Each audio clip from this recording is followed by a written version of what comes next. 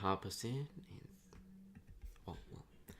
Now, what's up, everybody? Welcome to Junior and Junior. Now, live here at the Dogs Maniac Entertainment YouTube channel. I am your host, Jared Running Jr., as always, joined by my best friend, Dale Summerfield Jr.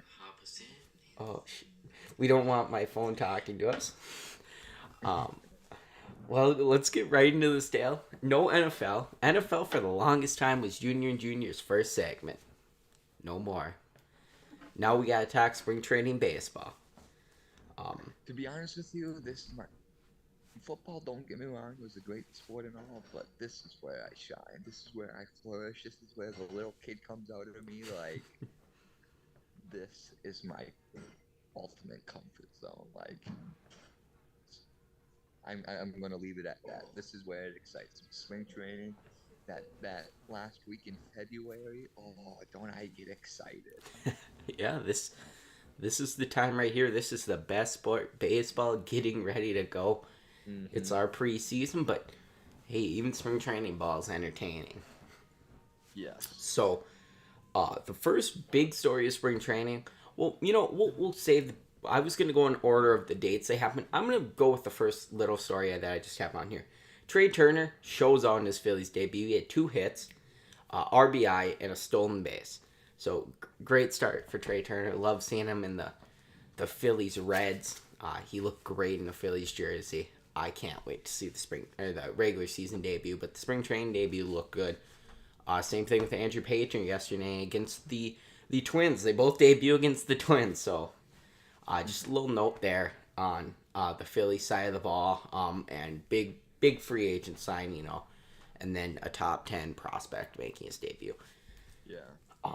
Is there any little Brewer notes that you'd like to go into from spring Yeah. training? A little couple here and there. I am very happy with the outlook of this team this year.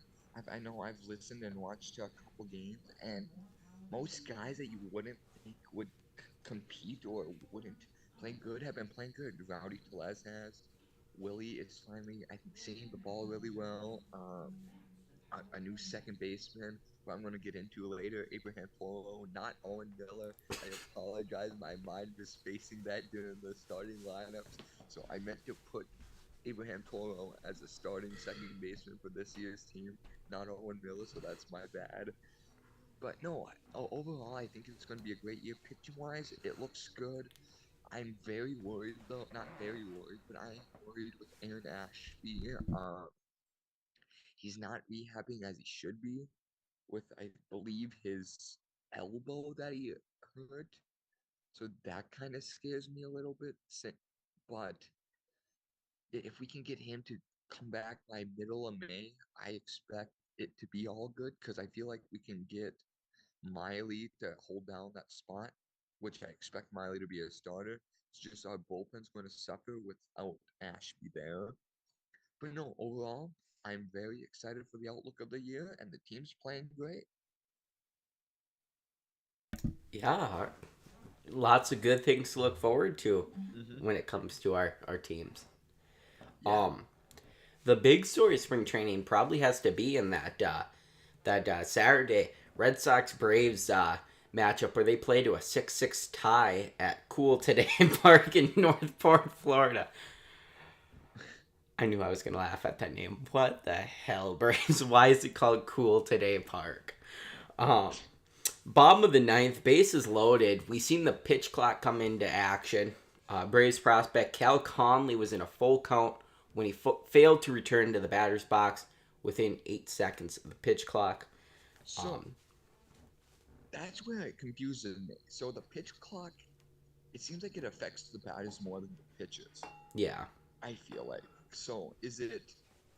Don't the pitchers have 2 minutes to throw it, and then what does the batter have? 8 seconds to get in the box So the pitchers have 15 seconds to throw the ball, and then when to the throw it. Okay. when the clock reaches 8 seconds, the batter has to be in the box for the pitcher to be able to throw.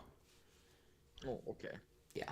Okay. Yeah, Um, I can't remember what exactly it was, but I know they're probably not going to do it. Well, first I'll finish the story and then I'll get into this.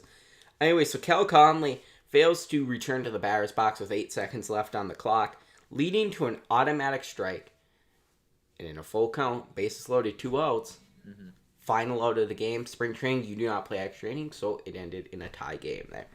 Um, we've seen a few instances of the pitch clock getting the pitchers here early. I believe James Karinchak of the Indians, notorious for just throwing the ball up and down to himself.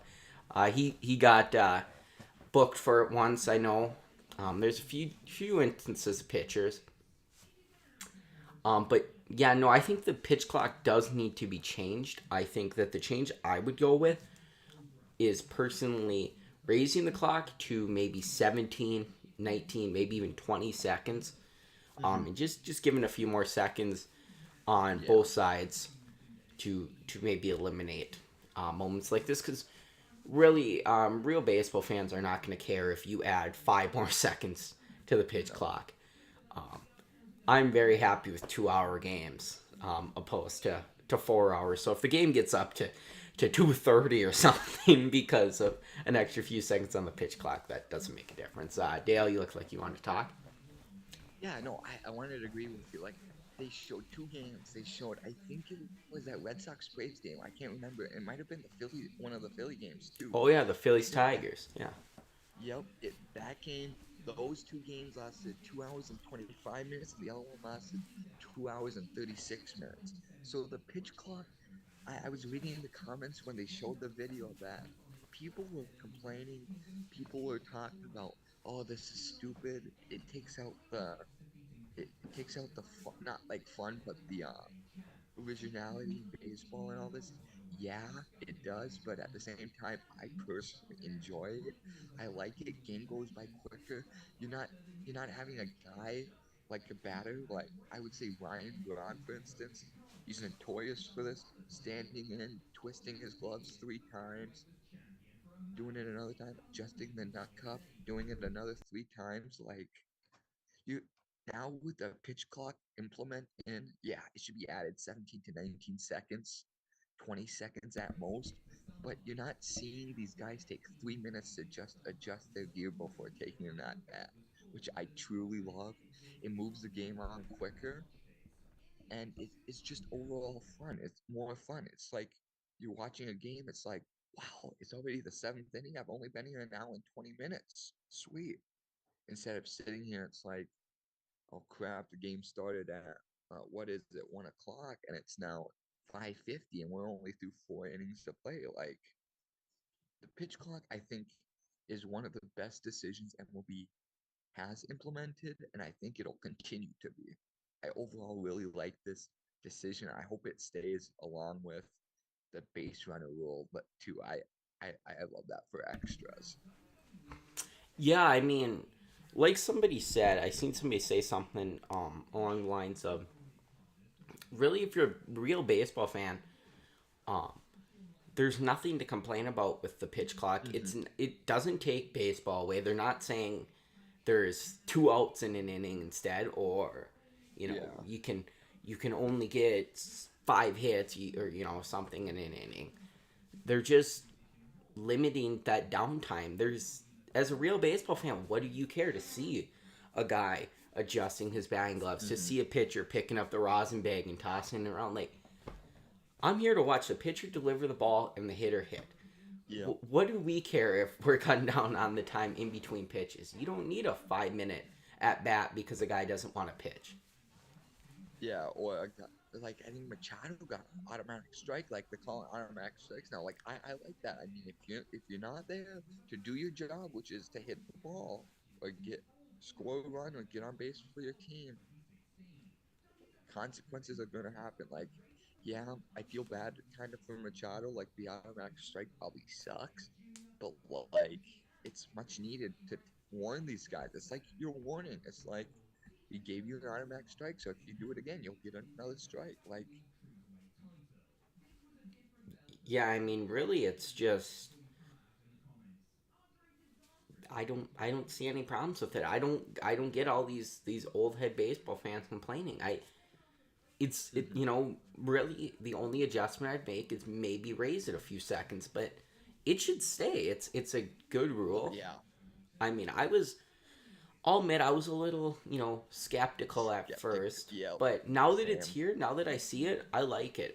Same thing with the Mhm. shift being taken out of baseball. Now that it's here, yeah, I'm okay with it. Yeah. I Yeah, and they're talking about getting rid of it. I'm like, don't get rid of it. I love this shift. Like, especially coming from a Brewers fan, we shift a whole lot. Like, yeah.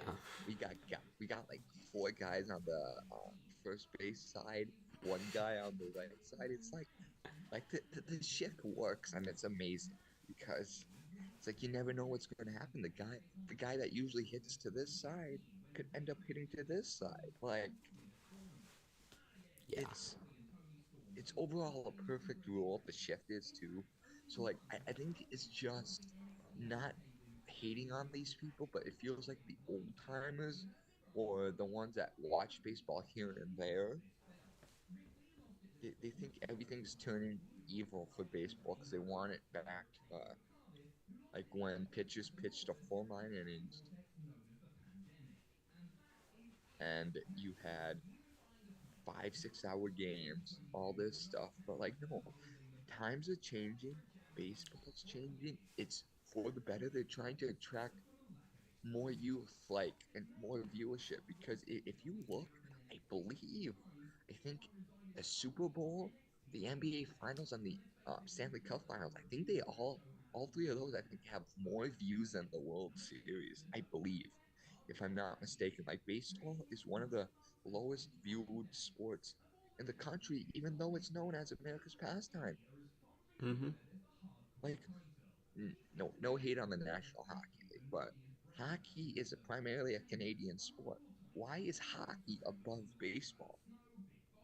And I know you're a big hockey guy. I know you love hockey, so no offense to you, but why is hockey above baseball here? Like, baseball's been around since the 1850s for crying out loud, and you got basketball at like number two in ratings behind the NFL. Hockey's sitting at three, and you got baseball at four. That was because baseball was 4 hour long games. Like, Yeah. Yeah, I mean it's baseball is shooting themselves in the foot if they allow too long of games because fans are mhm. not you're not going to get new fans that are going to want to sit and watch a 4 hour game. It's just not going to happen. Get games down to 2 hours. Somebody might turn it on and say, oh, hey, here's, I don't know, here, who's Nashville in the league. Say somebody from Nashville turns it on, they say, hey, it's the Stars. Let me watch their game. Let me see what they're all about. Well, if that game goes on 4 hours, they're going to be like boring. If it goes 2 hours, Yeah. quick pace, they might say, oh, I'll tune in tomorrow and see them. Or hmm you can't grow your fan base by boring Yeah. them to death on their first experience. Yeah. Oh, yeah, for sure. And I know we have a list of what we're kind of going at here and stuff. But if I could throw in something, I'd like to get your opinion too.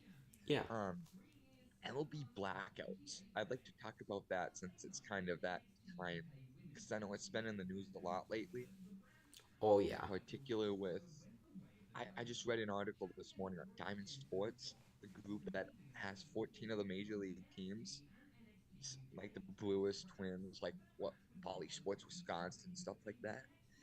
I read as of September 20th, they were $8.37 billion in debt, and they had not paid any of their, like, what was it, $1 billion fees they owed the MLB or Yeah. something, or whatever they owed the MLB.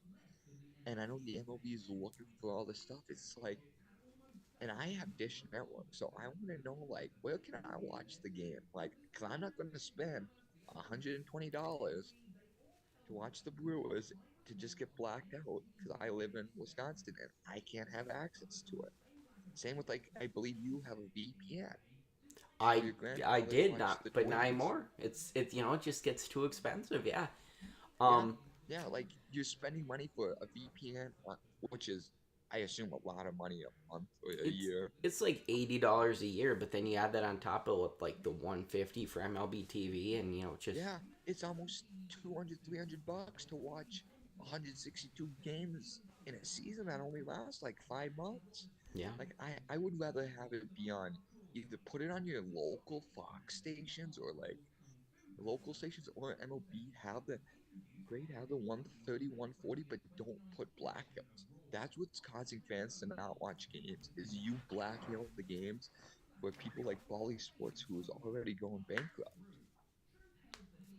Yeah, I mean, it's actually perfect you brought that up because Hmm. I totally forgot about this, but watching because spring training has no blackouts. Watching the Twins broadcast yesterday versus the Phillies, and they had Derek Favre, their president, in the booth, and and Dan Glenn asked him that he's like, so how about fans being able to watch games this year? How's that look? With Bally Sports North and everything, and he goes, well, it's great. Fans will be able to see the games. They got options. We're working on getting it so you cord cutters can see the game streaming. No, it's not great. It's not. Two, Hmm. two, two plays. I can't speak for the rest of the country, but two providers around here, Spectrum and DirecTV, have Bally Sports. The Those are the and only two. Unless you buy out to them, you're not gonna be able to see the games. And before you go into Dale, just my grandpa to see the Twins. He had Dish, just like Dale, and he left Dish when they got rid of Bally Sports and they didn't want to drop the price. And then he went to Hulu, and then Hulu and YouTube TV and all of them lost it at the same time. So really, nobody can watch the games. It's ridiculous. yeah, and I agree. Like, I don't want to lose my what would I say here? I wouldn't want to lose my plan that I always have of what I do is I use my grandfather's Spectrum login for Bally Sports, like, because that's the only way. Like, if I want to watch a game on my phone or laptop, he's like, yeah, take my login, log into my Charter Spectrum, use it.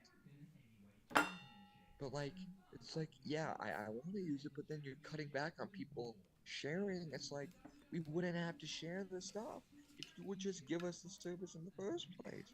Like, if I want to watch the Brewers, I would watch you on MLB TV, but I would watch it if you don't black me out of where I live.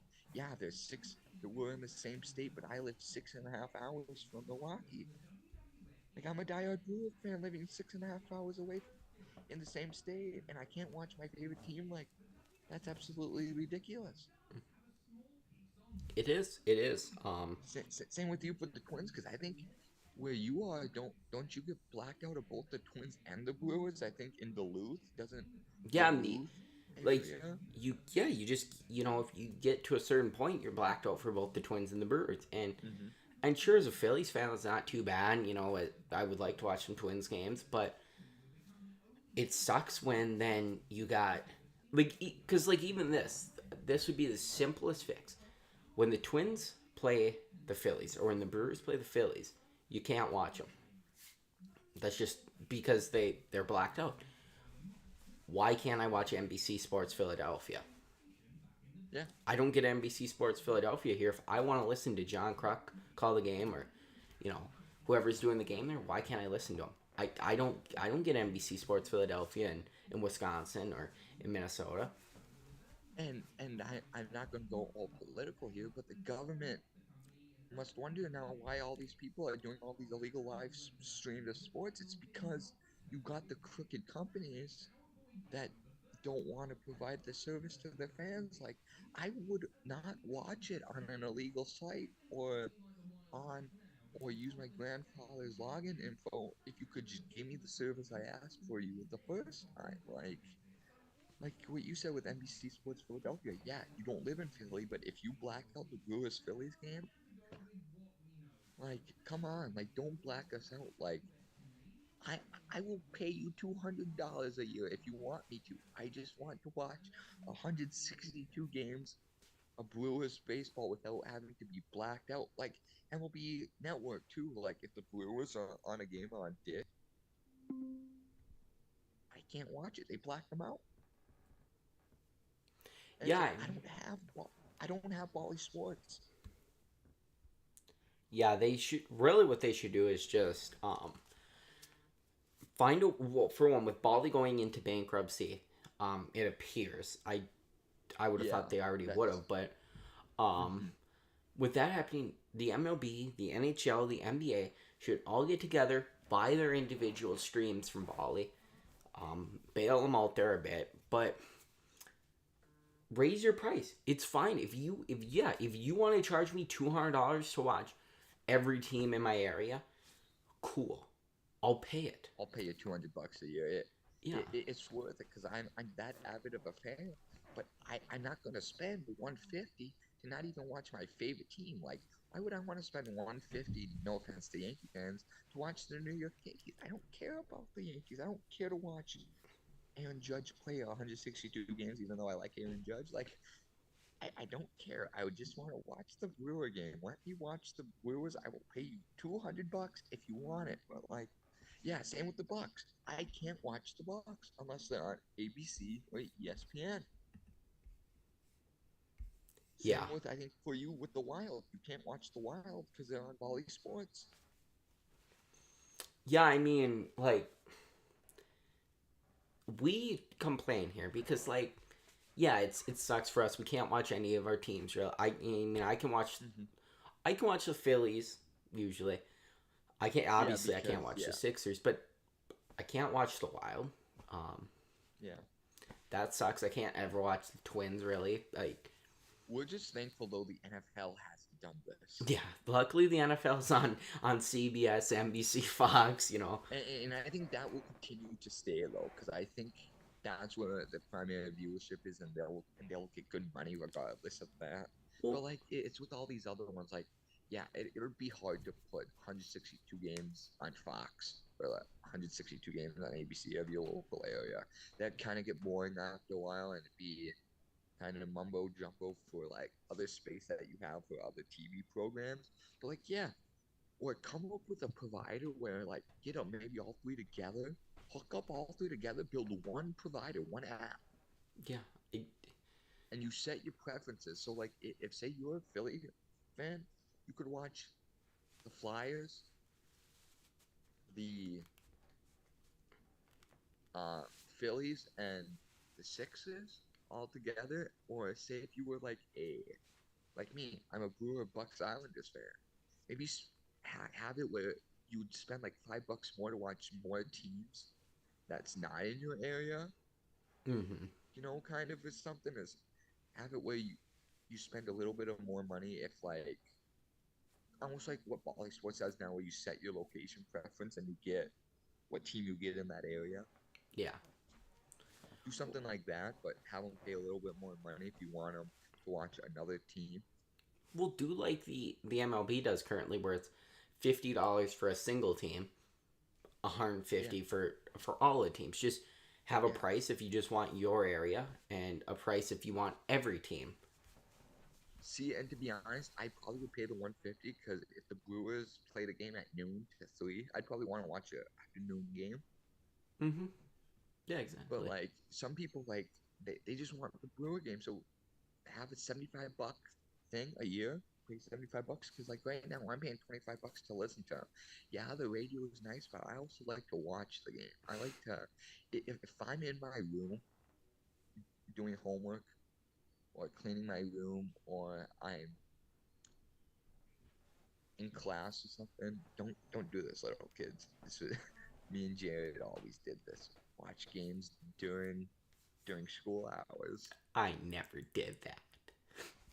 But hey, we got A's out of it, so or we ended up graduating, so it worked out in the end. But no, just put it to something that we can all be happy with and we won't complain because pretty soon you will lose all your viewership.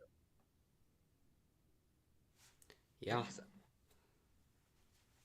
Because like if Bally Sports is going bankrupt, what are they going to do? No, I don't know what their solution is. I heard that they are paid some other fees to keep rights, which I don't understand. I believe it was the Wild. I don't know about like the Timberwolves. I don't know about other teams they have the rights to. I know that I heard though that they paid the rights on the Wild, I believe it was, which is like, if you're basically dead, why are you even paying any fees? Why not just, we're done, pack it up, we're heading off. We have a good run here for FSN and Bally Sports, but Fox. And to be honest with you, that whole Bally Sports was the dumbest purchase I think the MLB ever made, a dumbest agreement ever. Like, whatever, when Fox Sports sold it to Bally Sports, that was stupid. That They're the was, same people. yeah, they So just they, yeah, rebranded. That was the yeah, stupidest thing ever. yeah. I believe it's Sinclair that owns them. Sinclair, of course, used Yeah, to own Ring of Honor, and I've been saying, I should have known when they had to sell Ring of Honor that they were down in the dumps, going yeah, bankrupt. and how could they afford to buy the Fox Sports, which is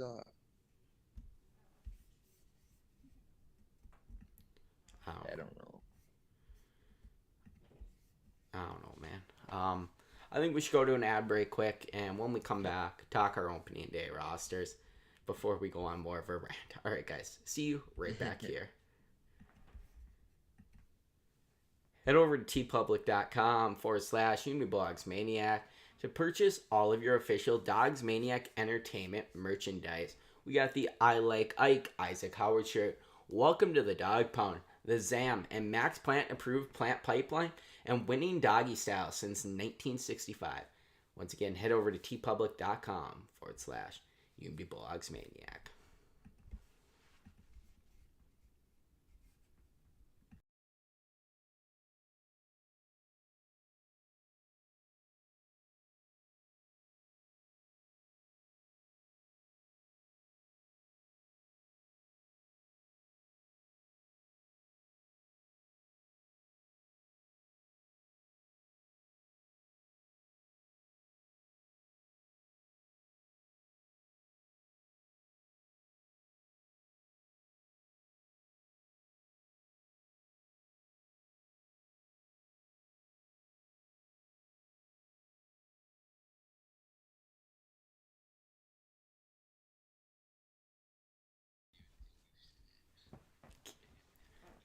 Catch catch all your junior and junior content over on the Instagram _junior and junior _ or here on YouTube, Dogs Maniac Entertainment.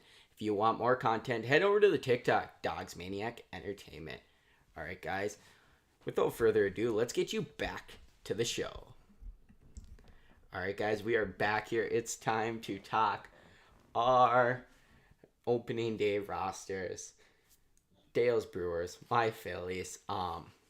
Dale, I'm gonna let you kick this one off. Floor is yours. Awesome. Well, let me pull up the roster first. I gotta save it, so that's my fault.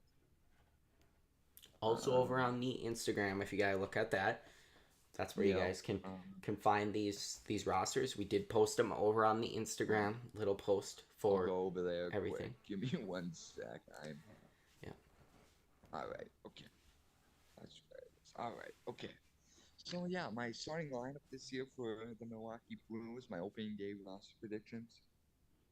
I got my man leading off, playing shortstop, Willie Adames. I think Adames has a breakout year. I think he gets over that 220, 230 hump he had last year. I could see him hitting 280. I'm not expecting him to hit 300, but I think it's 280, 30 bombs, 115 RBIs. I think he has a solid year, and then I think that guarantees him a contract extension. And then second, got the big man Rowdy Tellez playing first this year. Nothing I really want to say on Rowdy is I'm looking forward to getting Rowdy this year though. That's for sure. Third, DHing I feel like primarily would be Christian Yelich. Um, I think Yelich is. I don't want to hype him up to be like MVP form yet, but I feel like he could have a bounce back year. The way he ended 2022 was phenomenal. I was very impressed by that. So I expect him to hit around probably 23 home runs, 265 average, somewhere in there. And then uh, I don't know if you want me to run by this quick now or what. Hey, just however you feel fit, whatever you gotta explain. Works with me. All right. And then fourth, got the new acquired Jesse Winker playing right field. I think Winker will be primarily, I think, almost the everyday right fielder. Because Yelich, is the left field. I'm kind of mad they didn't put Yelich in right field when Braun retired. But, that's neither here nor there. I'm not in charge of that organization. I just cheer for him. But no, yeah, Jesse Winker is going to have a solid year. Same with Luis Urias. I think he gets back on track. I think if he can stay healthy, he'll be a deadly third baseman. His defense is phenomenal. He's just a little too trigger happy with when the ball comes. He just needs to calm down on that, get back into form. When he's healthy, now when he's healthy, I have Tyrone Taylor starting at left field, but as of right now, they said he might not be ready for opening day. So with that being said, I feel like when he's going to be in, he'll be solid, but I expect Yelich to fill in into that role until he's healthy. And then at seventh, hitting seventh, catching is newly acquired catcher William Contreras. This deal that the Brewers made in the offseason, I loved it. Finally, we went out to get a young catcher with like 6 years of team control. I've been waiting for this since like forever. You don't know how happy it made me when we got him. But no, yeah, I expect him to have a good year too. Number eight's always my favorite, Garrett Mitchell. Um, hopefully he has a solid year this year at the plate. Hopefully like a 265, 270 hitter. I know this is out of reach, but I want him to hit like 40 bombs. Just I want him to go off this year, but I know he probably won't. But I'm hoping for a good year out of him. And number nine, playing second base is not Owen Miller, people. It is not. So don't look at Owen Miller. It is Abraham Toro. What I have seen from that guy in spring training is phenomenal. Like he's been hitting the ball well. I think if you don't mind, let me pull up his stats real fast. Cause like Yeah, I mean, pull up his stats. I don't know. The post right here says Owen Miller, but Dale's telling it's Abraham Toro, so we'll have to believe him. He would know better than us. He is our yeah. resident Brewers expert.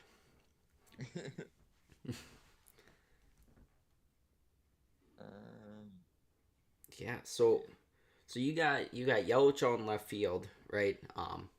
Well, as of Taylor's right out, and now, yeah, then because yeah. And then what I'm thinking for DHing is it's either going to be who was it?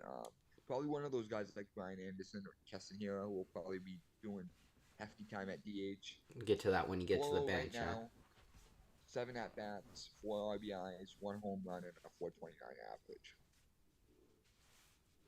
So I think he absolutely will rake this year at the plate. I really do. He's young, 26 years old. He's a switch hitter. I mean, so what can get better than having a switch hitting second baseman? But no, and then going in Keston here, I'm playing first base because I don't trust him at second. He's a crappy second baseman, to be honest with you. But yeah, then Brian Anderson, like I said, both those guys will split time or will be the primary third base, first base when Rowdy or Louise need a day off. Victor Caratini will be a solid catching backup catcher. And then the one that I do have that I think makes the opening day roster is Bryce Turan. I think you go out and you need a shortstop, but I feel like he can also play second. So if you need to give Willie a day off here and there, or you need to give Toro a day off here and there, that's your guy to fill in is Bryce Turan. So yeah, that's my starting lineup. Rotation wise, I'm I'll run through this fairly quickly because I had nothing really to. All right, Um, pretty I pretty got pretty cut Corbin. and dry, huh? Yeah, I got Burns, Woodruff, Peralta, Lauer, and Miley.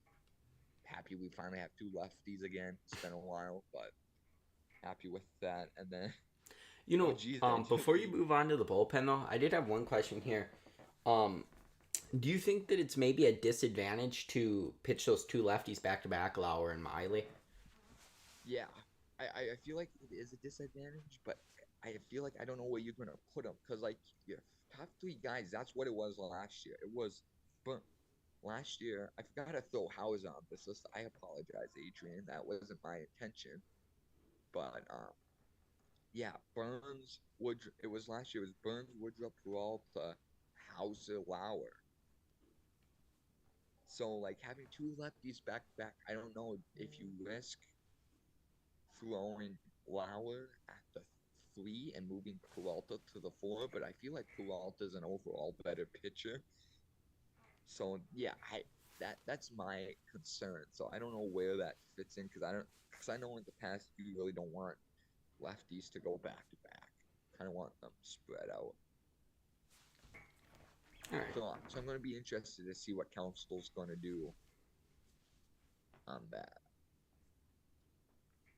And then I think as of right now, Adrian Hauser will fill in for Ashby in the bullpen. But no, it'll be Aaron Ashby, Javi Guerrera. It will also probably be Hauser in the bullpen. Jake Cousins, obviously that man is lights out. Justin Wilson, Hobie Milner, Matt Bush, and our closer Devin Williams. Like I said, I think this team's going to be great this year. Got a lot of lefties, so looking forward to watching more lefties than anything. But no, yeah, overall, like what you were just saying, like that's my only worry about the team is where you throw Lauer and Miley at, because like you got three solid pitchers going one, two, and three. It's like, do you risk messing up your order to throw one lefty at two? Yeah, Do you it's really want to put Woodruff at four if you move Lauer to two? it's a tough decision. Obviously, Mm-hmm.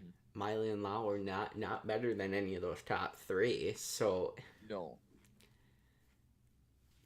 it's gonna be interesting to see what council does. Like you said, I but I do have a strong prediction here. Milwaukee will go 96 and 66.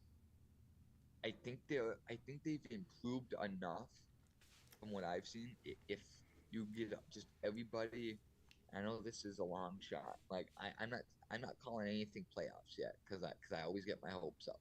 But no, but I think they'll either be a first or second place team this year, either a 90-win team or a 89-win team somewhere in there. But I think the high end at 96, the low end at like 88, 89. I think yeah. in between there is reasonable. I feel like I know you probably don't think it is, but Well, I just think 96 might be a little bold, and you'll see what I mean by that when I say what I think the Phillies are gonna go. yeah. But no, but like I was saying, like 89, 88 is like on the low end, 96 is on the high end, but I feel like the middle where I could put them is 92. I feel like if they can win 92 games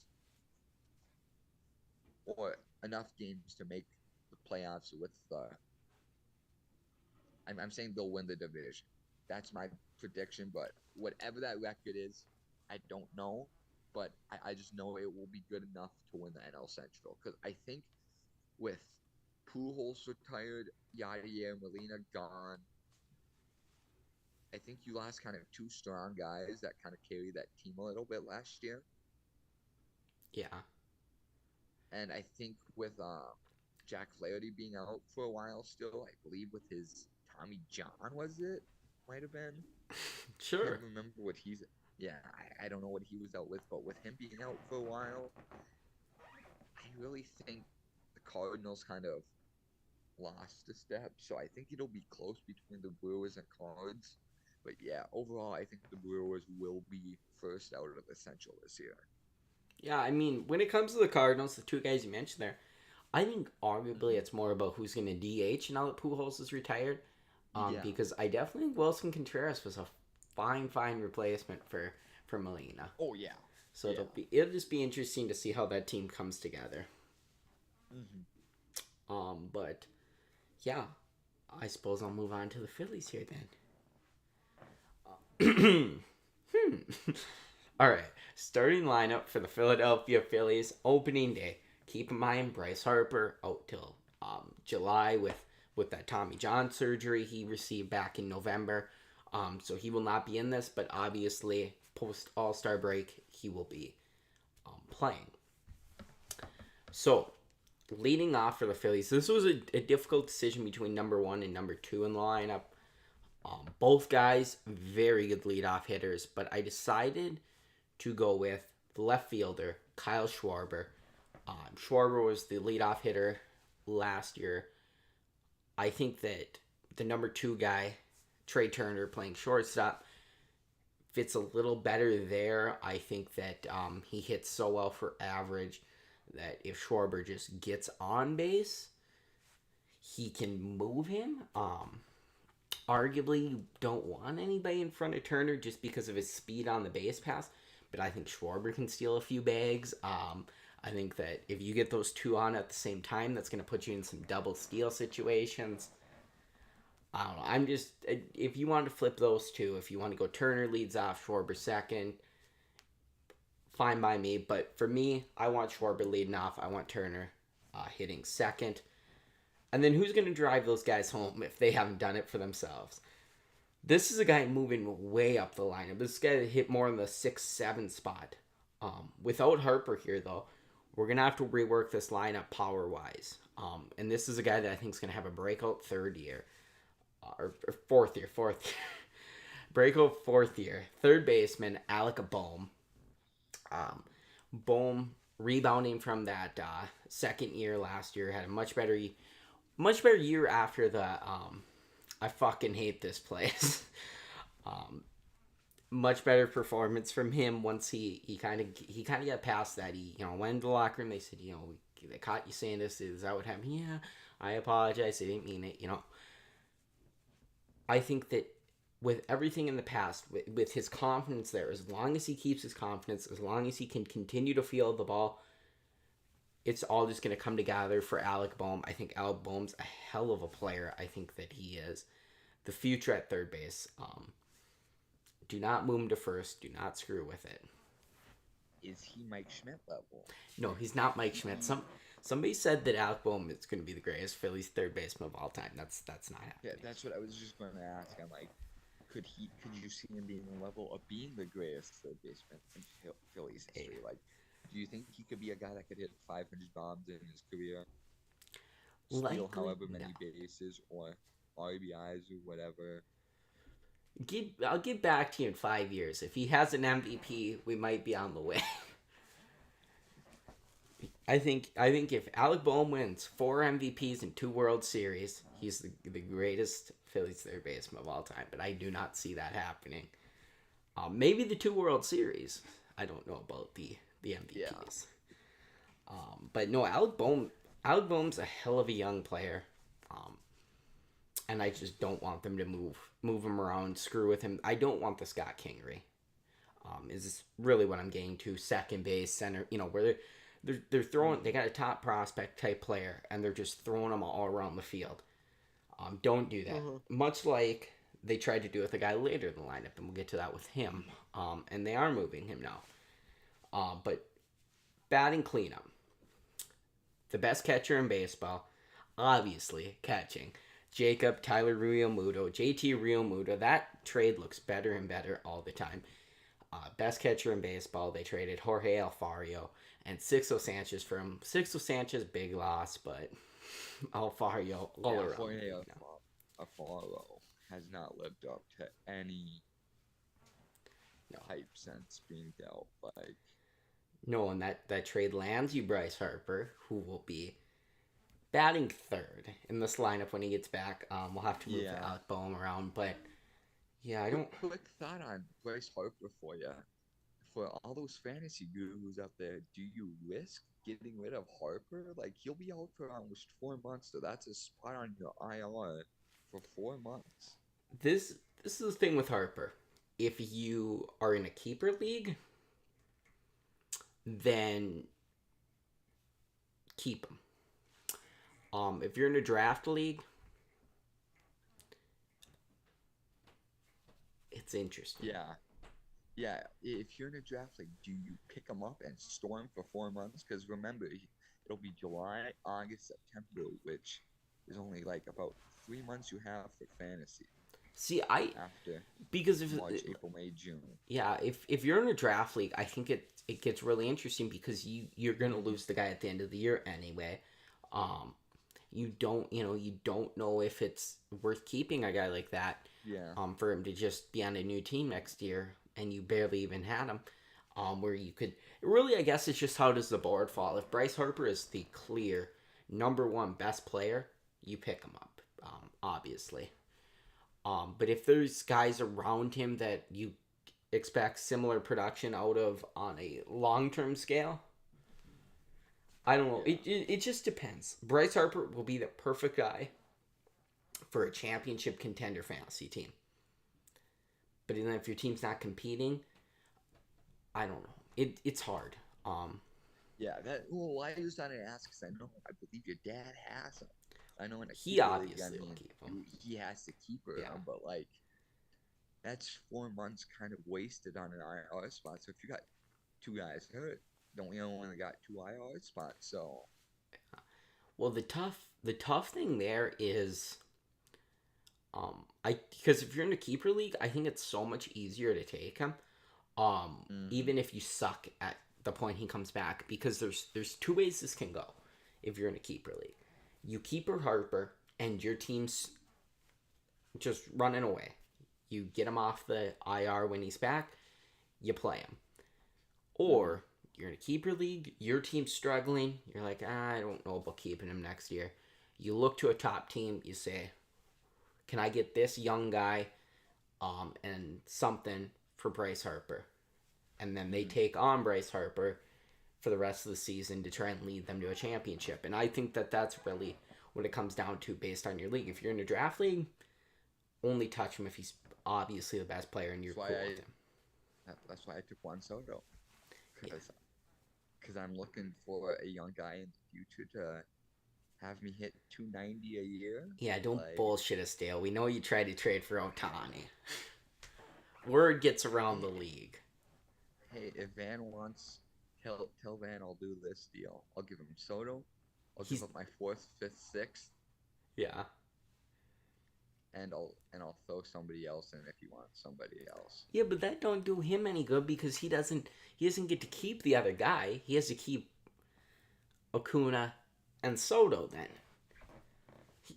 He's not trading Ohtani. I already tried. I tried my best. It's not happening. He wouldn't take draft picks even for him. No, I offered him.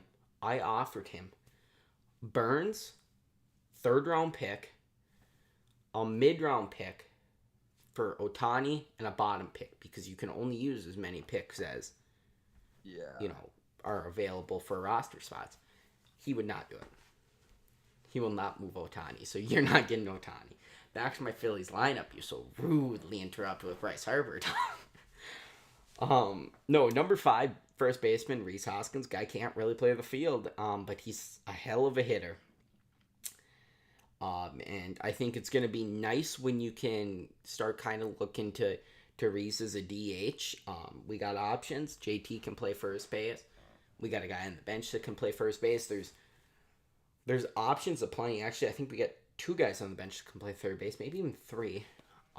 Really, it's just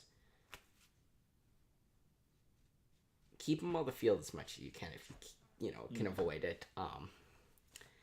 But you gotta let him play first base. He's got to be the opening day first baseman because this guy has to DH. Batting 6th, designated hitter, really can't play the field. Nicholas Castellanos. Do not want him out in the outfield. Schwarber in left field. Roll with it. Do not screw around. Do not put Nick out in left field. Do not put Nick out in right field. Do not put him out in center field. DH him. Let him sit on the bench and not have to play the field. Let's see if he can hit. He couldn't hit last year. Had a rough year. Well, remember, there was no major events last year that happened. So if we can get a couple major events here and there when they broadcast it, expect home runs to occur. Well, there was a couple times he hit home runs on days that let's say he maybe shouldn't have. But no, it's just his average was terrible. He struck out a lot. Really, he just wasn't Nicholas Castellanos. He could not hit for the life of him. And it's going to No, be and I interesting feel to like see with no shift. with Castellanos, doesn't he bounce a lot around a lot with teams too? So that could have been. Well, yeah, he's been a Tiger, a Cub, a Red, a Yeah, Philly. but I feel like with almost every guy, you have that down year that you start with your new team. Like, Yeah, I mean, Castellanos is still going to be a good player. He had a down year, and it's rough. But now that we're through that down year, if he has another down year, then you start saying, "Oh shit, we signed this guy for 5 years. The yeah, first 2 years haven't been good." But really, he's a good player. He hasn't had that down year in his career where you think that this is just the normal. Um, mm, this is an outlier, and he's gonna figure it out, and he's gonna hit, he's gonna break. And Nicholas Castellanos will be back. Hopefully, he'll be back to that MVP caliber Reds player that mm-hmm. that they had there in Castellanos that the Phillies went out and signed. That moves us on to seventh in the lineup, the second baseman, moving from shortstop, Bryson Stott. Stott, cool with moving to second base. Obviously, it allows you to get to Trey Turner. Bryson Stott, hopefully, in some way, the future of the Phillies lineup here. They got so many young guys that really you can't say one's the future and the other's not. They got Bohm. They got the guy we're getting to at number 8, center fielder Brandon Marsh. Um, they're a young team with some stars in the other spots. So it's nice. And if some of these young guys can become stars in their own right, Mm-hmm. ain't no stopping them now. Nice Shelton Benjamin reference for you guys. And then number 9, right fielder Dalton Guthrie. This is who I got on right field. This will obviously change around with Harper back. Likely right field to become more of like a Nicholas Castellanos type of role with Harper moving into the DH. I don't know who else you throw out there. Maybe you throw out some guys off the bench. I don't. But Harper's going to have to DH when he comes back, which means that any other DH, be it Hoskins, be it Castellanos, be it Schwarber, anybody is going to have to be pushed into the field unless Harper's taking an off day for some reason. Because there's nothing you can do there. He can't play right field immediately. Hopefully he'll be playing right field by the postseason. Hopefully the Phillies will be in the postseason. I believe they will be. And we'll get to that. But then off the bench, I'll quickly run through the bench. I don't got to go into in-depth really here. Utility player Edmundo Sosa. Bitches love Sosa. Yep. Catcher, this guy hopefully going to get a lot of run with Muto moving up to first base once in a while. And off days for him. Garrett Stubbs. I love Garrett Stubbs. Short little catcher guy. But no, he's pretty sick. I like Garrett Stubbs. I love that acquisition from the Astros. A guy the Astros could not find a spot for on their 40-man roster. You go out and you trade Jack for him. And he has worked out. He's a great backup catcher. I hope the Phillies keep him around. I love how that having Garrett Stubbs allowed you to trade Logan O'Hoppe to the Angels to get Brandon Marsh. Now Brandon Marsh breaks out for you. It's perfect all the way around.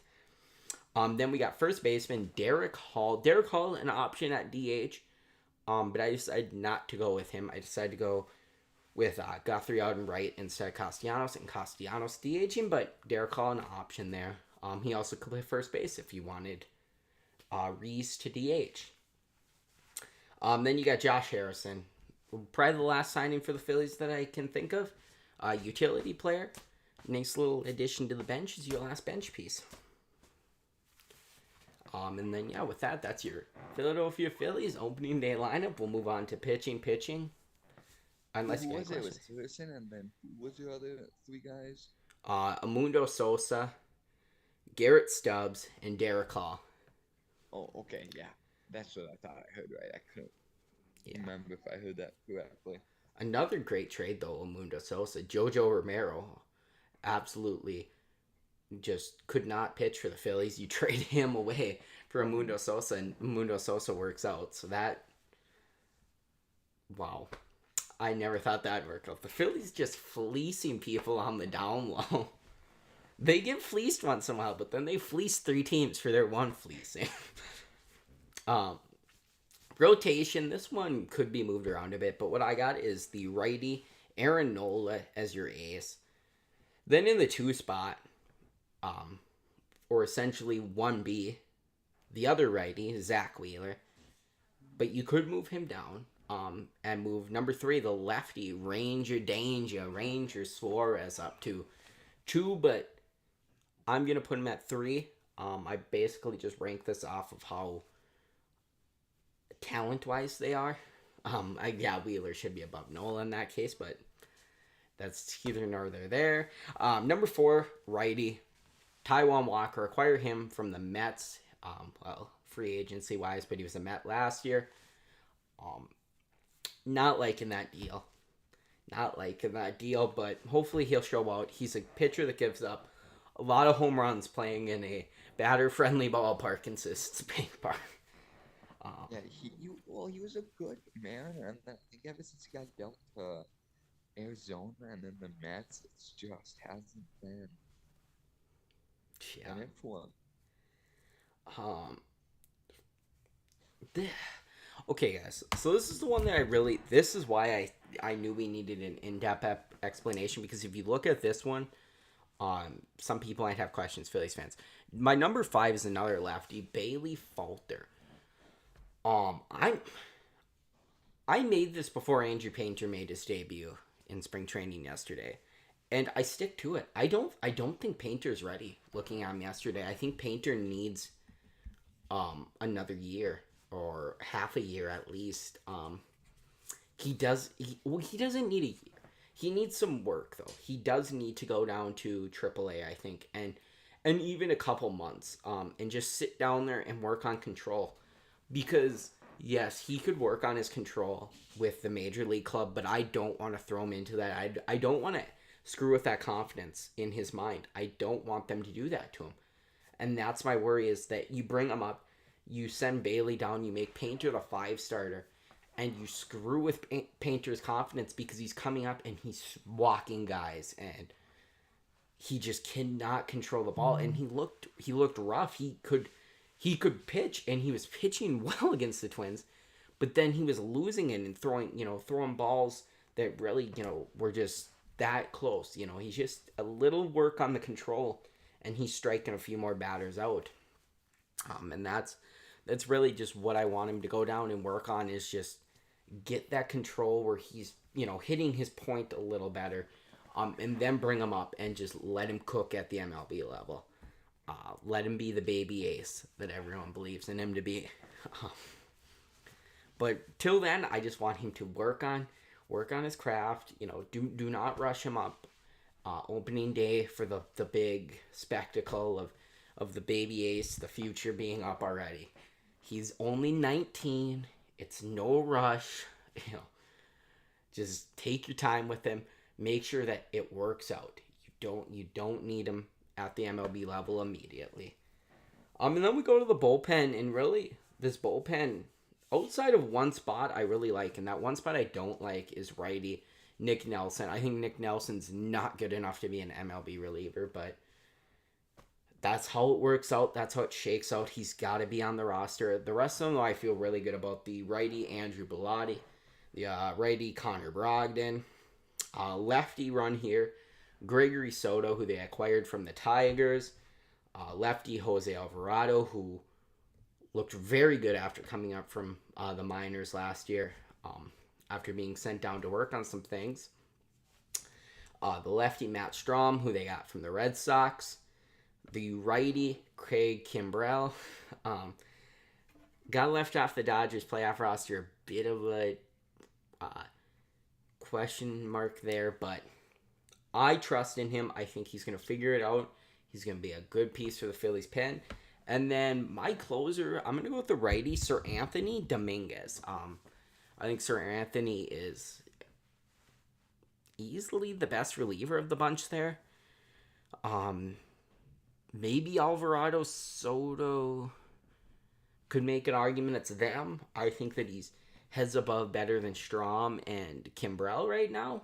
Um, but I think he should be the closer. I think that yes, you're gonna have a closer by committee in a way. It's gonna be Soto and Dominguez, if it's not more than two. But title wise, I'm giving it to Dominguez. And yeah, that's my Phillies opening day roster. Really, the only change that could be made is if you wanted to move Painter um, into the opening day roster. And really, I'm not opposed to that if we see more out of him the rest of spring training here down the stretch. I wouldn't do it though if you're questioning if he's ready. It's not worth rushing him. Is all I'm saying. But we'll see. Maybe we do see him end up absolutely balling out in his next few starts here. So we'll have to see. Obviously. So yeah, that's the opening day roster, guys. That was weird. I don't know why it always does that. Yeah. So no, Dale, you had a return of a segment that YouTube's never seen. You were telling me Yeah. the junior and junior thought of the week. This is Dale's big segment. And hopefully we'll make it a return. Breaking news. Breaking news. We have big breaking news in the fantasy baseball world. Juan Soto is being dealt to Carter Kalen for Julio Rodriguez.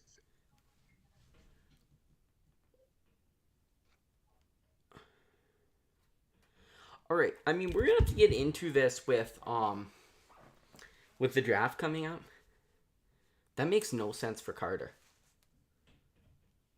Carter has to keep Bellinger, and he already wants to keep Turner and Brushman. Or do you turn or would you turn it into a not a full dream lineup, but like what you're doing with WNBA, like a full dynasty? Do we do that? Where if you want to keep like, because I know Rushman's a good addition for. I'm going to turn my camera off. It keeps glitching out for a second, but Yeah. do we make it a dynasty league partially? Like if like Oh. we put on 5-6 keepers, and then the rest we want to draft if we want to draft the rest of them, or like what? Yeah, because we got to decide here. Because like I feel Well, like there's guys on your team too that you'd want to keep, but you'd be at risk of losing. see, but the thing is I do want to go to Dynasty, and this is something that we can get into off air, but Yeah, I don't think this is the year. I don't think that it's fair to but the other now, teams. but now, but I think now that he has Soto, I think he's contemplating keeping Soto. Well, yeah, but he's gonna have to make the decision. And Or if he does it, if he wants to keep Rushman or Turner, keep Soto and Rushman, he risks that pick. I mean, I think that's what he's thinking. Like he got his guy that he wanted, and I think he's going to risk the pick of not taking Bellinger. but this is the thing he's got to keep in mind is if he doesn't keep her Bellinger, he loses whoever goes in the first round anyway. So he's just throwing a guy away anyway. Yeah. Because he loses his first round pick, whoever goes first round this year to him, and whoever goes next year. So he's throwing 2 first round picks away, two essentially keeper spots, just to not keep Bellinger. And can he do that? Sure. Would I suggest it? No. I don't know. I would see if I was him. What I would do instead of throwing whoever goes first round, because if Trey Turner goes first round, or whoever ends up being his keeper that goes first round, he's gonna have to drop anyway. If it's Rushman, if it's Soto, whoever he decides keeper out of those three, goes to free agency. And he can't pick I him don't up. think it's Soto. I think he's keeping Soto. But I think his plan is, though, I think he thinks he can get Rushman later. So I don't think Rushman's going to fall in the top 4 rounds. Yeah, no, That's just me personally. he can get Rushman later. That shouldn't be a worry. But No, that I think that's a conversation for our fantasy show that we have to Yep. start quite soon. But yeah, I just thought I'd tell you that breaking news that. Yeah, that's breaking news, but I'm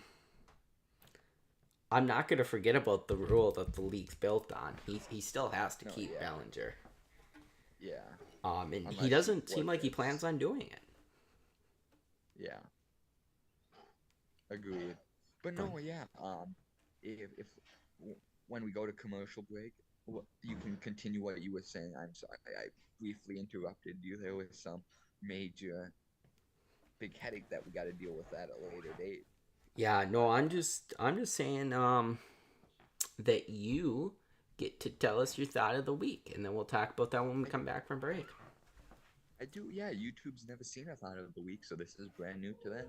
My thought of the week this week, people, is what are your thoughts on sports logos on carpets or on like flooring or on anything like? Because right now I am currently at the college and we have a big mat with a yellow jacket on it.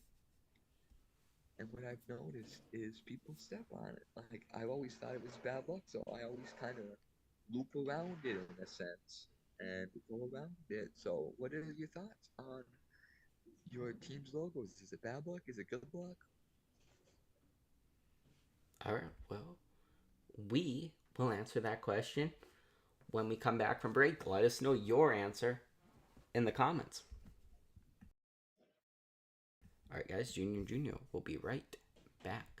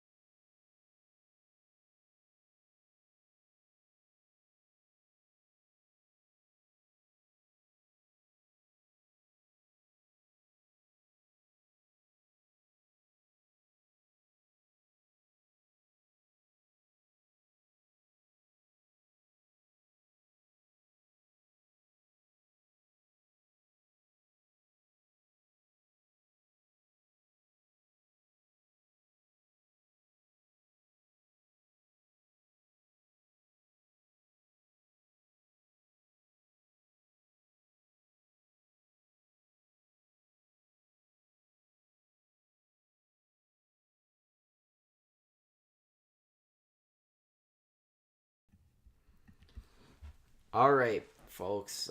Dale, you want to remind everybody of what the thought of the week prompt was? Yes, would love to. Yeah. So is like your school or your team's logo, if it's like on the floor and you step on it, is it bad luck or is it not? Or or what are your thoughts on it in general? Does it belong on the floor or Would you like me to go first, or yep, okay? you can go All first. right. So my thoughts are is I on the general idea of a team logo in the ground or on a carpet or something. My general thoughts on that is I like it. I think that's cool when schools or teams do that in their locker room or throughout the building, or whatever it may be. Um, and then when it comes to the idea of stepping on it, I'm very superstitious. I will not step on the logo. Not happening. Nope. Bad luck. I'm avoiding that. Yeah, I'm walking out of the way. I'm jumping over it. Whatever I have to do. I'm not stepping on it. Now if it's a rival logo, well, now I may step on it. But no, if it's a team I like, nope. No chance I'm stepping on that. I am avoiding it. No, not happening. Bad luck. 7 years bad luck, you step on the logo. That's my I thoughts. agree. I agree. I think it's a cool thing that teams do and all this stuff, but stepping on it, never. I can if the Brewers had some type of logo on their ground and I stepped on it, I would feel terrible because not only would I get bad luck, I feel like they get bad luck. So I avoid logos on the floor at all costs. So when I come in the building and I see the logo, I step on the side. I will step and clear my feet off, not on the logo, but on the sides Yeah. to avoid the logo at all costs. I am that superstitious. It's like walking under a ladder. You don't do it. Well, they're an example of a team carpet would be the Chicago Blackhawks when Justin Bieber Hmm. joined, but visited their locker room and he stepped on the Blackhawk logo on the carpet in the middle. Um, yeah, the Blackhawks did not take well to that. So And if I were a player for the Blackhawks, say if I were a super big fan of the Blackhawks or something, I would have pushed the guy off. I wouldn't have cared. I'd be like, "You get off the logo. That's like 6 years bad luck we'll have now." Like, yeah, no, they didn't take well to it. I don't remember if he got kicked out of the locker room, but I remember it didn't go over too well. The team. same with T.O. stepping on the Cowboys. See, now I like He ended that. up, yeah, he ended up being a Cowboy, but like, Yeah. no, but that's what I like. But say had it been a Cowboys fan, they would have felt disrespected like the Blackhawks would have. Yeah.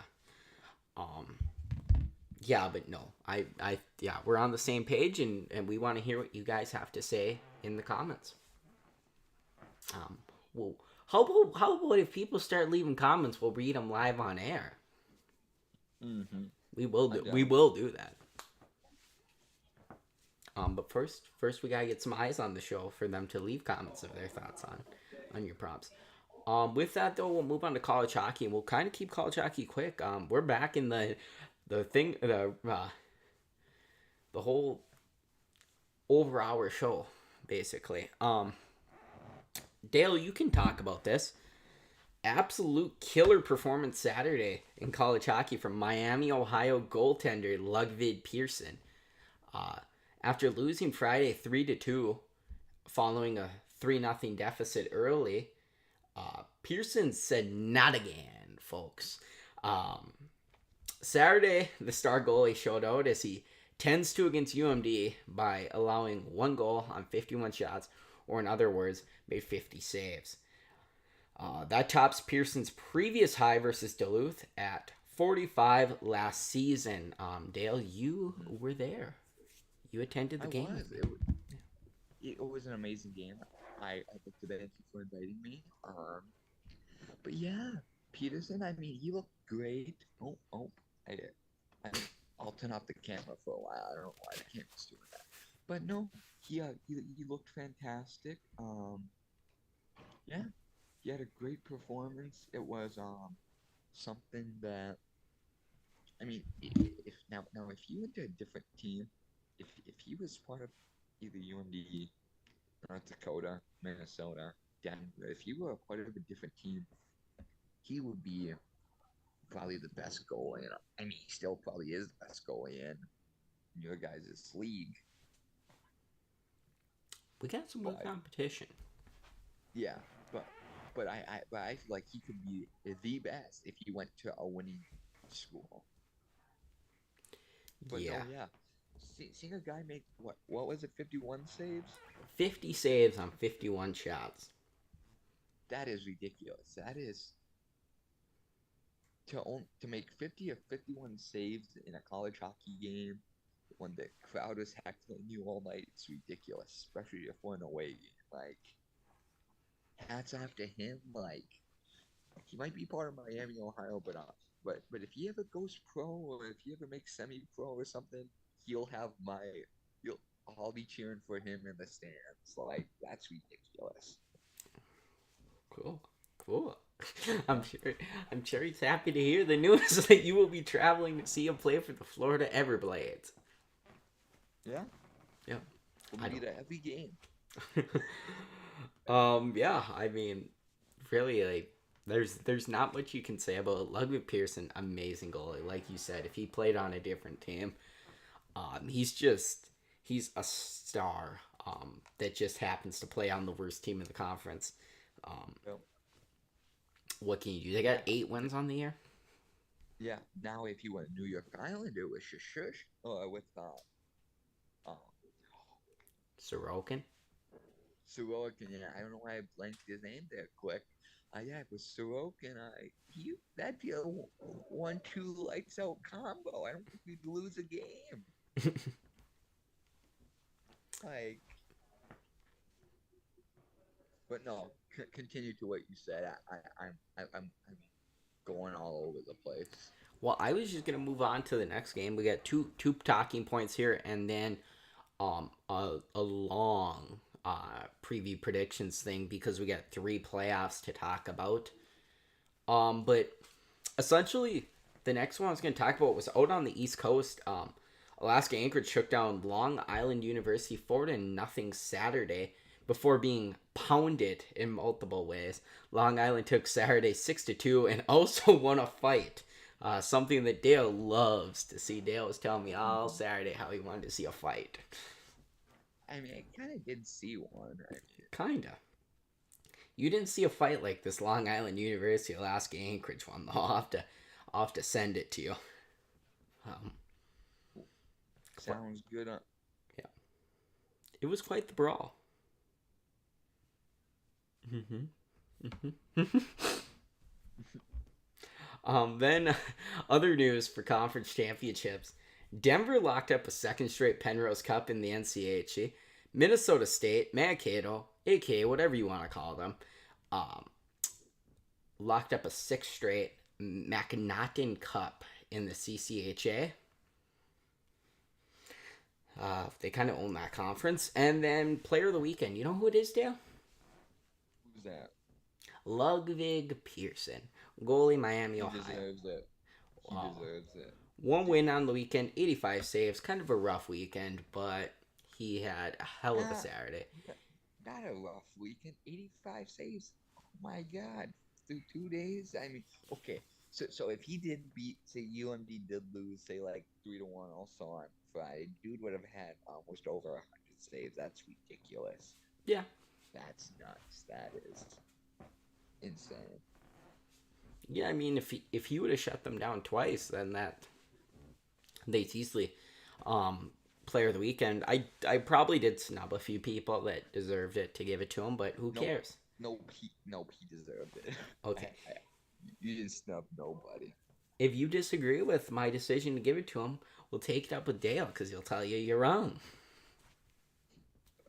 From what I've seen on Saturday, you're wrong. All right, Dale. Do you want to join me for predictions here? Completely going off of feels. All right. We got to talk about the Atlantic Hockey Tournament. The 1 seed RIT versus the 8 seed Mercyhurst. Who do you got in that series? Who was it? Mercier and who? RIT. Rochester I think all right. something Yeah. Technology. Institute of Technology. Yeah. RIT because I know that name. Okay. RIT's going to win. RIT's probably going to win. They are the 1 seed. How about the 2 seed American International College, AIC, versus number 7 Holy Cross? Holy Cross. I'm going to be going with AIC because they got my boy, the dog with the blog, Jake Rosenbaum. So I got to go with him. Once a Bulldog, always a Bulldog. The number 3 Sacred Heart versus number 6 Niagara. And just a little note. Probably. Oh, yeah. Just a little note for everybody. These aren't their ranks in the country. These are their seedings in the tournament. I was going to say, like, that don't sound... Yeah. No, Sacred Heart's probably going to win. And then here's a potential upset. The 4 versus 5. Canisius with the 4 seed versus number 5 Army. Army. I'm going to go Canisius. I'm going to say the 1, 2, 3, 4 get through. But yeah, Army could very well win that. And then we move on to one that everyone will know these schools. Number 2. Well, first of all, number 1, Minnesota bye. There's 7 teams in the Big Ten. Number 2, Michigan versus number 7, Wisconsin, a 3-game series. Who is it? You said Michigan, Wisconsin? Yep, number 2, Michigan versus number 7, Wisconsin. Give me number 7, Wisconsin. Give me number 2, Michigan. Go Blue. Go Magics. Number 3, Penn State versus number 6, Notre Dame. I gotta go with Notre Dame, man. That's just... Yeah. Upset alert. Upset alert. Oh. Go Irish. They're sending Penn State home.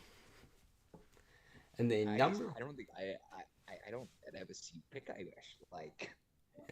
And then here, I would much rather not see this series.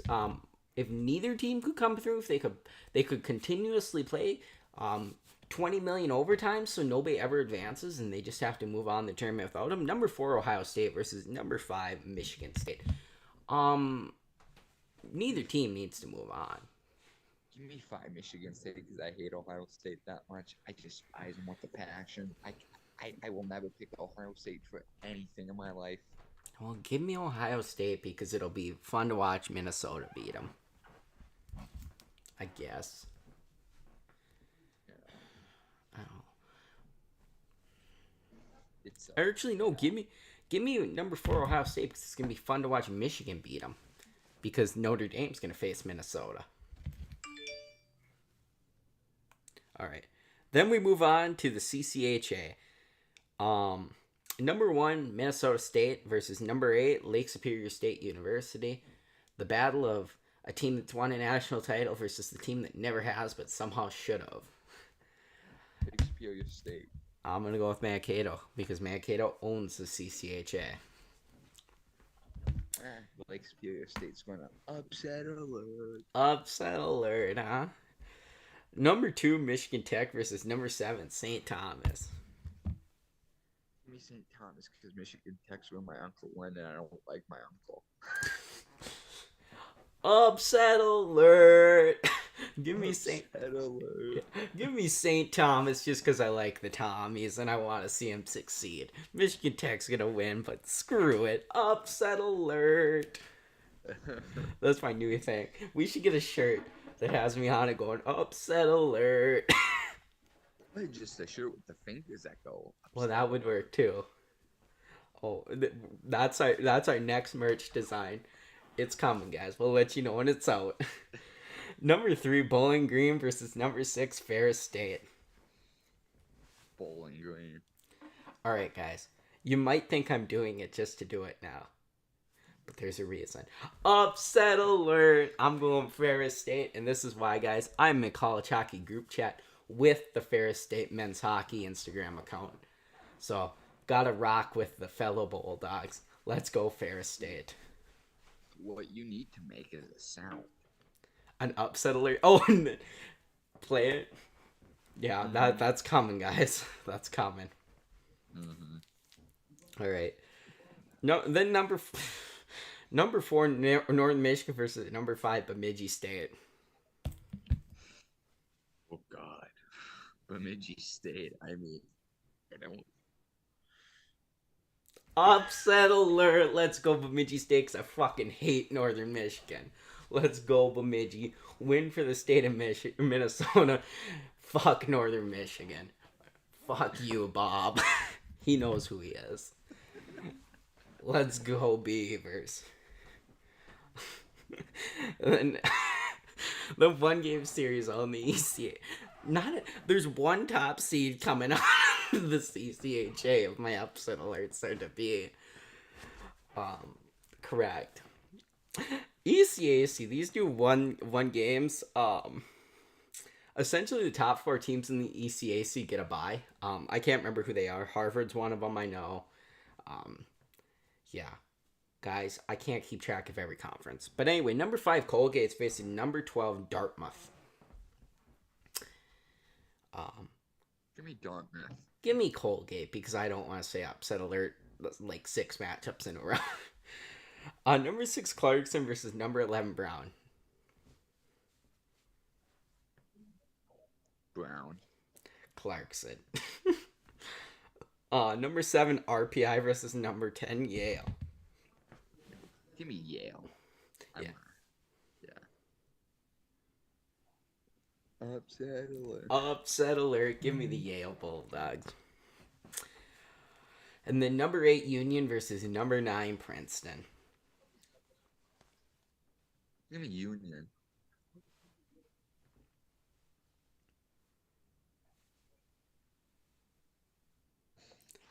No. Oh, wait. Gotta do it like this. Favorite alert. Give me Union. Give me Union. I messed with you. You thought it was coming, but I threw up the app. Favorite alert. Give me Union. No. Yeah, we're just going to need a little sound bar. Every time I need upset alert, just click it. Mm-hmm. All right, yeah. No, Pretty soon you'll lose your voice saying it. Yeah. So I'll just record one little audio, and every time. Good thing, though, is we don't need it till next season. Or actually, we're going to need it because there's another playoff coming up. So we're going to need it for the national tournament for the women's. We really should be talking about women's hockey. We'll quickly do the season 2 for the playoffs. Yeah, we'll quickly do the WCHA playoffs. I don't care about the rest of college hockey, women's college hockey playoffs, because I don't know enough. But we will talk about the national tournament as we talked about last week. Number 1 Minnesota, or number 2 Minnesota versus number 3 Wisconsin. We're gonna do this first because we're saving the best for last. The Quick Trip final face-off down at Ritter Arena. Who you got? Minnesota on home ice versus Wisconsin. Wisconsin. I hate the Gophers. All right, I'm gonna go with Minnesota. Because Wisconsin just beat them on home ice. So I'm just gonna roll with it. And then number 1 Ohio State versus number 4 Minnesota Duluth. Minnesota Duluth. Like I just said, I hate Ohio State too much to. Yeah. Upset alert, folks. Of course I'm picking the Bulldogs. You didn't do it right. You didn't do it right. Fine. Upset alert. Give me Emma Soderberg, Gabby Hughes, Naomi Rogie, Ashton Bell, Kylie Hanley, and the entire UMD Lady Bulldogs. They're upsetting the Ohio State Buckeyes. Yep. Calling it right there. With that, that's the end of college hockey. Just one more for the road, guys, for you guys. Dale, you can do it. Upset alert. All right. And with that, we will be heading into our album review. We're going to take a quick ad break. When we come back, we will be talking Folklore from Taylor Swift. Hopefully, we will not have any more upset alerts occurring. All right, guys, be right back. I'm gonna. Head over to Instagram _junior and junior _ and the TikTok Dogs Maniac Entertainment to catch additional content around Junior and Junior. You can watch the show live here Thursdays, 8:30 a.m. Central Standard Time at the Dogs Maniac Entertainment YouTube channel.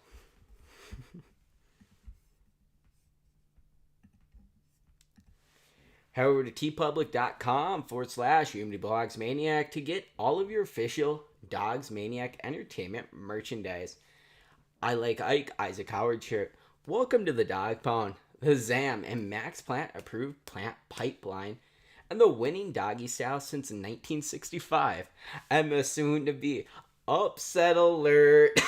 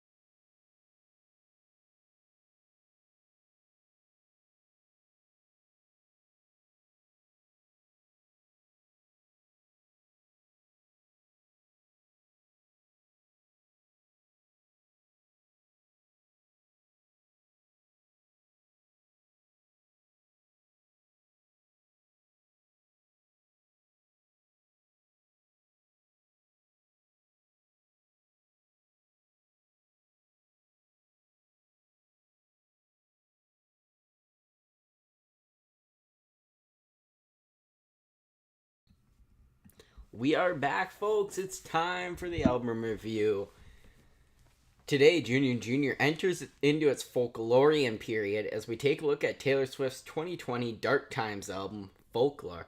Without any more hold-up, it's time to hear what Junior and Junior has to say about T Swift's Folklore. So, Dale? Yeah. You can lead us off, sir. So I listened this week. Should be happy of it.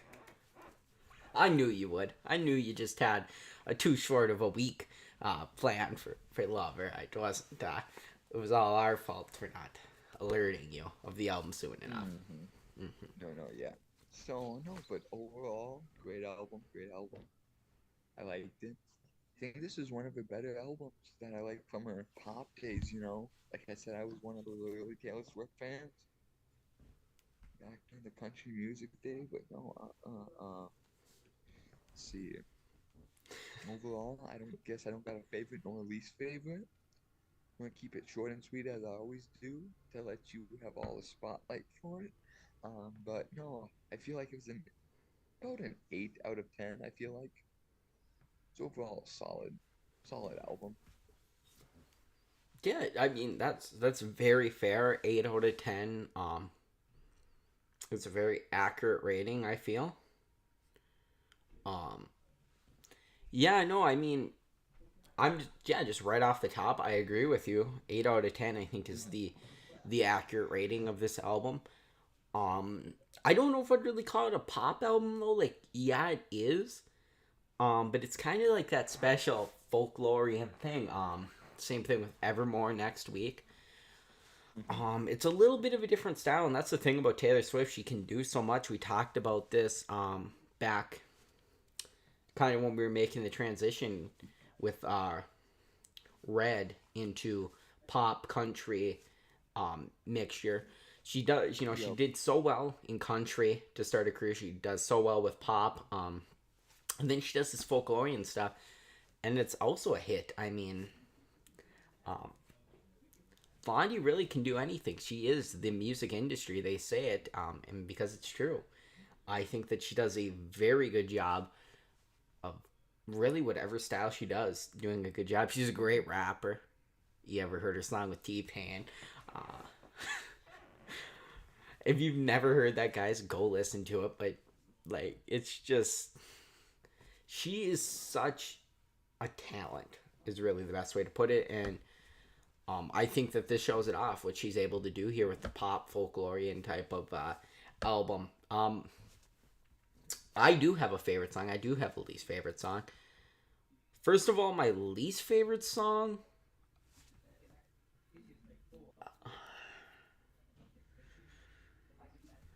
My least favorite song, Seven.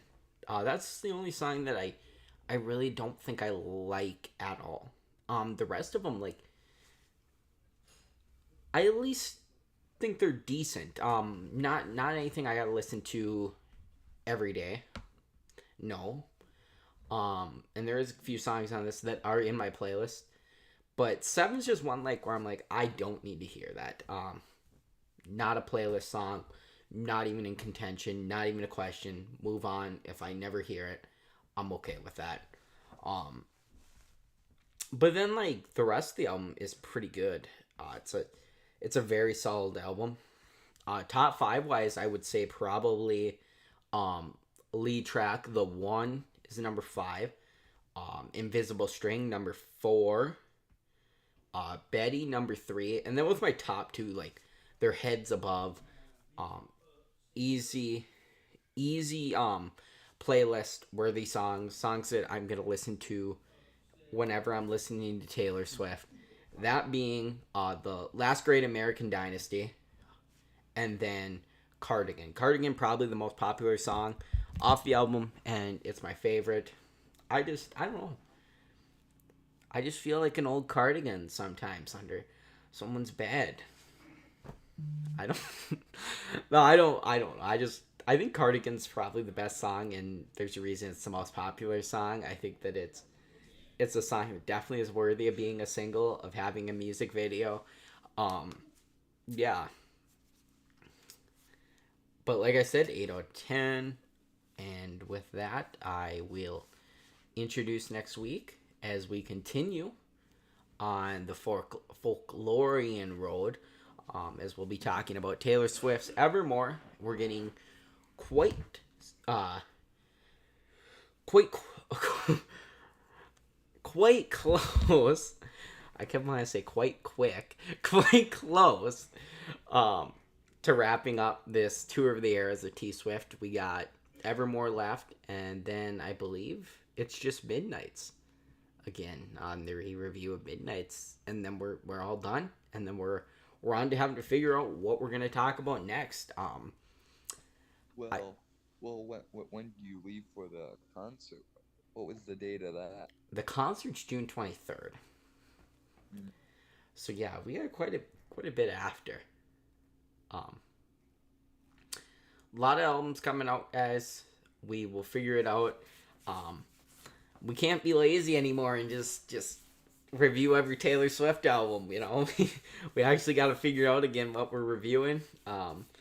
So yeah, that's fun. I'm gonna have to do some research, some talking it over with Dale, and scheduling some albums in, so we can start reviewing them as they come out. I know we got an album from May. We got Dark Tower from the Burning Witches. That's coming out May 9th, I want to say. So we'll review that when that comes out, and yeah, we'll just have to get back into that reviewing an album as it comes out. We did very good with that, and then we luckily got to basically hear from, like, was it December all the way now to March, we've been reviewing Taylor Swift. So Yeah, been nuts. It's been almost 4 months. yeah, 13 weeks. 13 Yeah, weeks, guys. Um, Crazy. that's almost like a whole like, because I think what is it? 15 weeks. Yes, no. What's it for a school semester? Ain't it 15 weeks or something like that? Something like that, yeah. So almost as long as a school semester. Yeah. Yeah, we started um right after fall semester, Mm-hmm. and now we're wrapping up in the midst of spring semester. Yeah. Um Hold on. yeah, so guys, we got 2 more weeks. 2 more weeks. And then we'll be coming to you guys with something new. Maybe we'll ask the junior and junior audience what you guys want to see. We'll go post that over on the Instagram in a poll, maybe. Use the community tab here on YouTube. Those are the reasons to subscribe to us, to follow us on the social medias. We will be posting content for you guys to interact with us. Without that, though, well, Yeah. with that out of the way, I think we're going to just wrap up the show. Um, Once. I've been Jared. And I've been Dale. We are Junior and Junior. See you guys next week.